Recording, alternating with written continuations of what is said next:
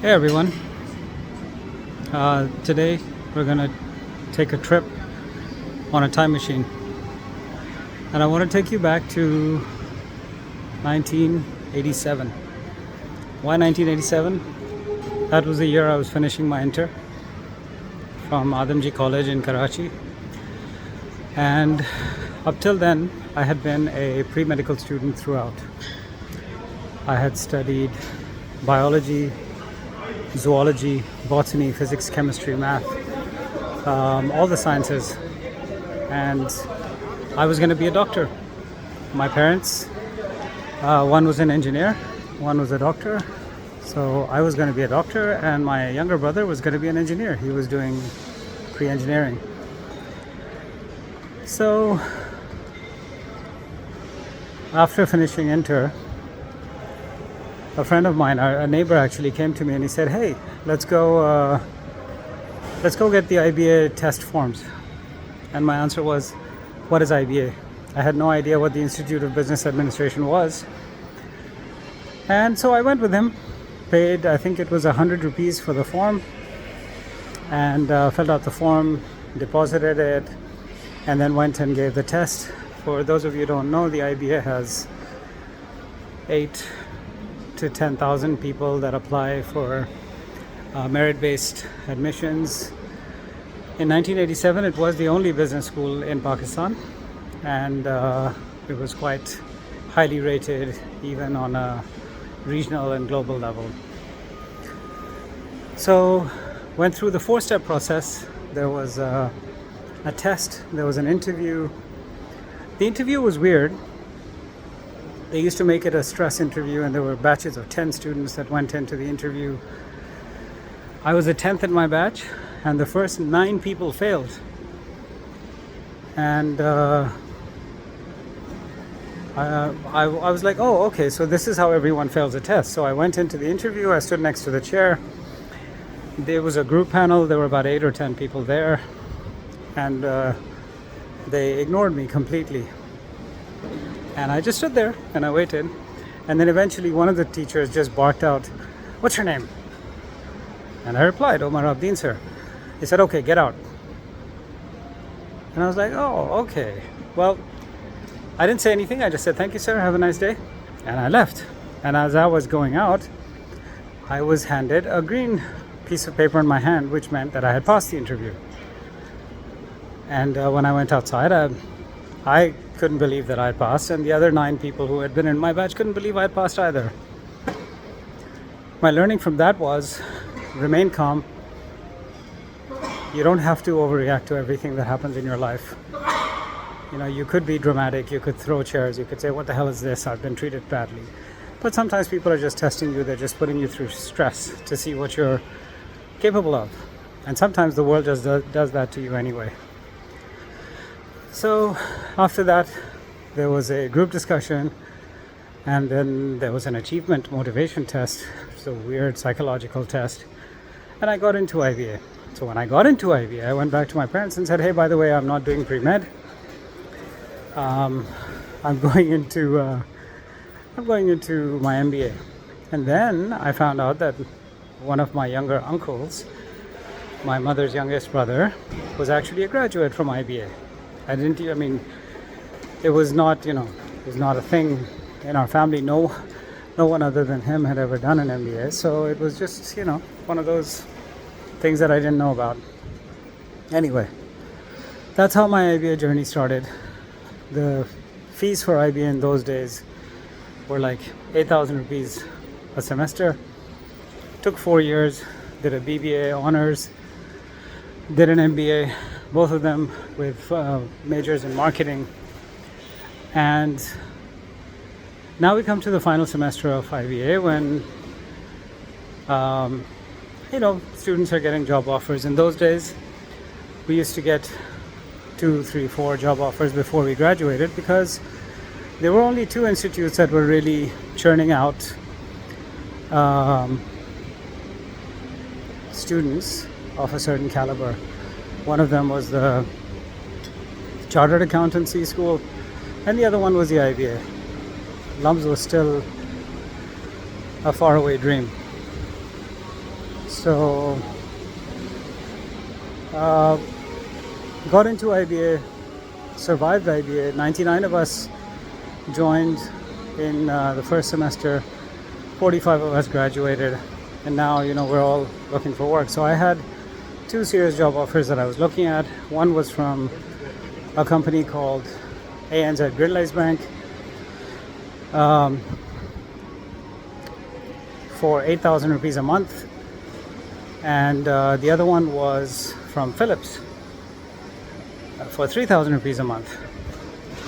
The difference was that the Philips job offer was given to me by a teacher of mine, a professor, Mr. Shahid Zaki, who taught us consumer behavior and other courses at IBA. And he and I really got along, and so he had actually offered me the job before I'd even graduated, and he wanted me to come and do some stuff at Philips. And one of the things he was really interested in was launching audio products, and I'll get to that in a minute. But when I told him that I want to join, he said, I know you have a job offer from a bank. All your friends are joining banks. Why are you not joining banks? And I said, no, not all my friends are joining banks, and I don't want to work in a bank. I want to follow my passion. I love marketing. I love the creative and strategic side of working with amazing brands. And he said, okay, let's go. So 3,000 rupees was my first salary. In those days, that was probably about, I want to say, maybe $100, $80, something like that. But whatever it was enough for me. So the day we graduated, I started the next day at Philips. Shahid Zaki Saab was my GM. I was a product officer, the most junior brand position available at Philips. The equivalent of, I guess, an assistant brand manager anywhere else. And this division was a part of the consumer electronics division of Philips in Pakistan. Consumer electronics also made televisions. That was their primary other business. Philips had a lot of businesses in Pakistan. Their big business was lighting, but they also made home appliances. It was a big operation in the site industrial area of Karachi. It's a bit of a hike from home, but totally worth it. It was a very typical Dutch mentality, multinational. There was a cricket ground within the premises, so every day at 5, we'd be all outside playing cricket, taking turns bowling, batting, fielding. The senior people got to bowl and bat first, obviously, and then us juniors got to play as well, and it was great. There was an executive lunchroom where all the officers in the company were served a 3-course lunch every day, proper sit-down meal with crockery and cutlery and whatnot. So very typical, very staid European Dutch company. I got to launch audio products. Now my personal context is that I grew up in a very conservative household. My parents never allowed us to listen to music at home when we were growing up. And this was my little rebellion. I would bring home a new boombox or a new audio product home every day, and I would play music on it loudly until all hours of the night, simply because I told my dad that I have to do product testing. I have to see how it sounds outside the office, and I guess my dad knew that it was probably BS, but he put up with it with good grace. And my brother and I were very fortunate.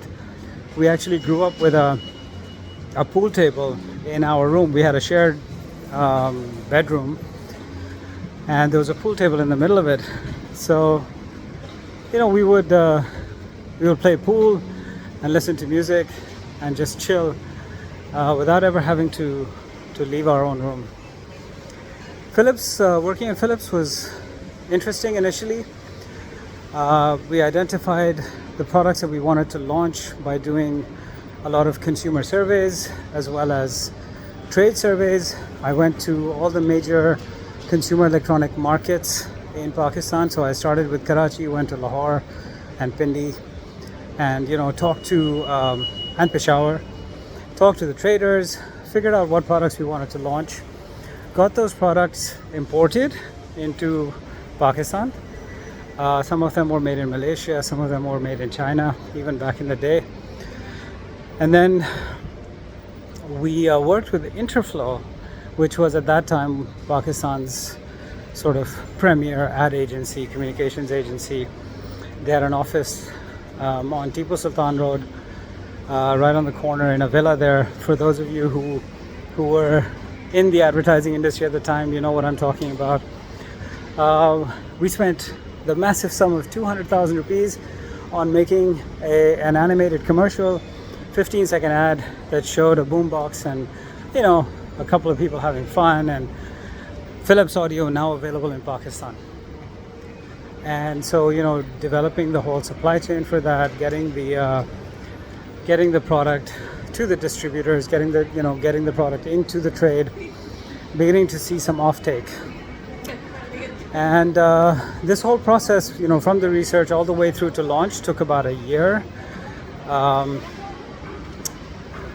And once we had launched, there wasn't really that very much else for me to do. I had been brought on for that project.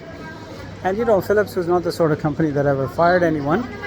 So I could probably have stayed there happily forever. A lot of people did. There were people who had been at Philips for 20 years, 25 years when I joined. And they're, for all I know, they're still there. Some of those people obviously are no longer with us, but Philips was kind of a lifer company, So I started with Philips in January of 1992, graduated December 1991, and so around June I saw an ad in the Dawn newspaper for a product manager position with Reckitt Colman. So that's going to be the subject of the next video. Let me know what you think. If you have any questions about how to actually find your first job, what should you look for, my short answer to this is find a boss who's gonna be interested in investing in you, is going to help you to grow and achieve your goals. I got exceptionally lucky with Shahid Zaki Saab, Farooqi Saab, Athar Halim.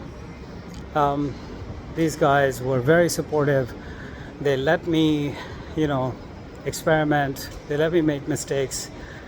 It was an amazing experience. Shahid Zaki Saab is one of those people that I'm in touch with till today. I consider him a mentor. He's a force of nature, and if you are lucky enough to get a person who is willing to teach you and help you to learn and help you to grow, screw the money. Unfortunately, many young people today are obsessed with making an extra 5,000 rupees, an extra $50, an extra $100. I mean, at the outside of your career, don't focus on the money. I know money is important. Without money, we can't survive. But money is not the reason for your existence. Money is a byproduct of the things you do. Get really good at something. And in order to get really good at something, you need to have good teachers. You need to have good mentors. People who are willing to guide you, teach you, work with you to make you into something more than you are today. So, I mean, I cannot repay the debt of people like Shahid Zaki Saab and so many others that have really blessed me with their kindness, generosity of spirit, and intellectual horsepower over the last 30 years. So, hope you enjoyed this. Stay tuned for part one. The next video will talk about Reckitt and Colman and how I got hired there, and what I got up to there. So thanks very much. Hope you enjoyed it. Bye.